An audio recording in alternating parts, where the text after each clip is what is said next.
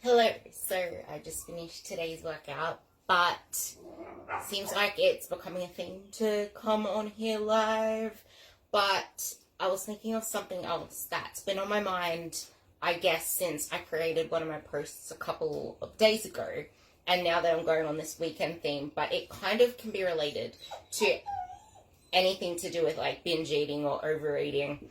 And I guess it's the language we have in our head when it comes around to foods. Like, we tend to demonize foods. We tend to consider some foods as good or bad. And then we also tend to call ourselves good or bad. Like, we were good during the week, so yay. And then the weekend comes around and then, oh my God, we're bad. But the thing is, not everybody struggles just on the weekend. It's also throughout the week. Like, you can be good all day or try to be good all day, and then nighttime comes around and things get a little rocky.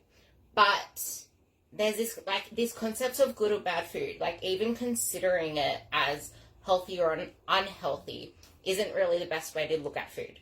Because if you're going to look at food as healthy or unhealthy, what exactly do you classify as healthy and unhealthy? What exactly do you classify as clean or not clean? Like, I was thinking the other day when I walked into the kitchen when my parents are actually cooking breakfast, I walked in and I smelled bacon. I did not know they ate bacon. But when I was smelling bacon, I was thinking, some people wouldn't consider this healthy. Some people wouldn't consider this clean. But then there are people that eat bacon every single morning and call that clean. Like, just having any label to food is setting you down a path of, I guess,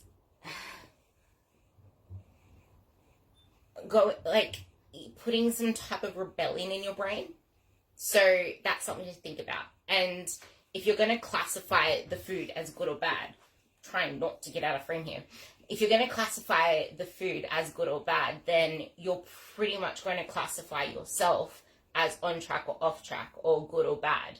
And that comes with a lot of repercussions, because as soon as we start to negative speak ourselves, we can start to climb backwards. But anyway, theme of today is there is no such thing as good or bad foods. There are only trade-offs.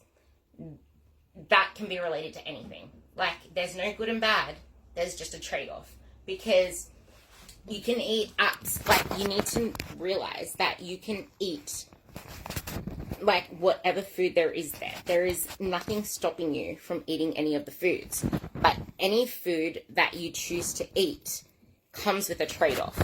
Phone is annoying. Any food that you choose to eat comes with a trade-off. So, if you're going to pick eating, like, a croissant, for example, over your usual bowl of oats, the trade-off is the fact that, one, you're not going to be as full. Two, you'll end up having an extra 200 calories, not be as full, meaning for the rest of the day, you're going to have to factor in the fact that you just had an extra 200 calories for breakfast. So, in effect, you're going to be less satisfied throughout the day. And if you're someone that can easily want more food or have like a taste receptor cascade effect after that croissant, you're sending yourself down a rocky road. Like, to me, you have more of that flexibility when you're not in a dieting phase. But the problem is, everybody is so busy dieting. Everybody's forever dieting, and it shouldn't be the case. You should hardly ever be dieting in a year. You want to get in and out of fat loss phases as fast as possible, and this is what everybody's forgetting. They're constantly in a dieter's mindset. They're constantly trying to diet. Yet, they're still struggling to get the weight off. And that kind of rings alarm bells. Like, the last fat loss phase I had was when I had to lose a couple of kilos for my half marathon run. Being the fact that I'm not actually overweight, the couple of kilos should have actually taken me quite a lot to lose, but it only took me just over a month. And that's because I spend most of my year in maintenance to the higher end. Like right now, I'm maintaining my weight on about like 2,600 calories, 25 to 2,600 calories. That was never seen before. And it will never be seen with people who are forever dieting because they're not giving their bodies the ability to gain that metabolic advantage. Like, metabolic advantage doesn't just come from increasing your calories. Like, you can't just reverse to no end. Like, you need to put in the work to build the muscle. You need to put in the work to increase your metabolic capacity, which also comes through aerobic training. It comes through patience, consistency, doing the long rounds. And you will never get the body of your dreams from one fat loss phase, ever. You need to do a fat loss phase, and then actually focus on building your body. You don't need to be in a massive surplus. You don't even need to be in a surplus for that. You just need to be on the upper end of maintenance, because your maintenance range changes daily. And if you're sitting at that upper end and actually focusing on building that body, you're going to set yourself up for massive results. Massive results. You don't want to be in a fat loss phase for most of the year.